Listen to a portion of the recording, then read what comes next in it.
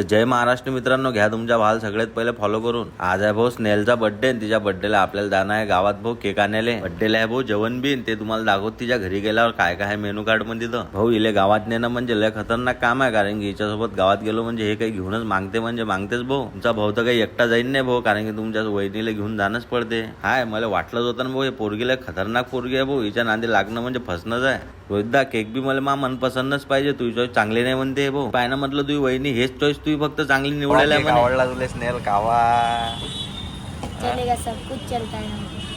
घरी आल्यावर भाऊ बाईच्या अंगात आला ना पुष्पराज. मी बी म्हटलं हे का झालं, तेवढ्यात गर्दी झाली भाऊ खतरनाक. मामा म्हणतात भाऊ पेमेंट झाला की नाही. मी नाही झाला ना राजो. भाऊ केक गिक कापणं झाला तर मा काही लक्ष बी नव्हतं त्याच्यावर. गर्दी झाली खतरनाक. तेवढ्यात तर भाऊ बाईला पूर्ण खतरनाक भरून टाकला. मग तुमचा भाऊ कायला मागे राहते. भाऊ घातला भाऊ केक आणि तेवढ्यातच तुम्हाला म्हटलं चला मेनू कार्ड बी दाखवून देऊ. भाऊ भाजीचा वास्त पुरा मा कलिजात बसला आणि भात पाहून तर मा डोळ्यात भरून आलते. तर चला भाऊ झालं जेवण घेऊन, भेटू उद्या नवीन ब्लॉग मध्ये.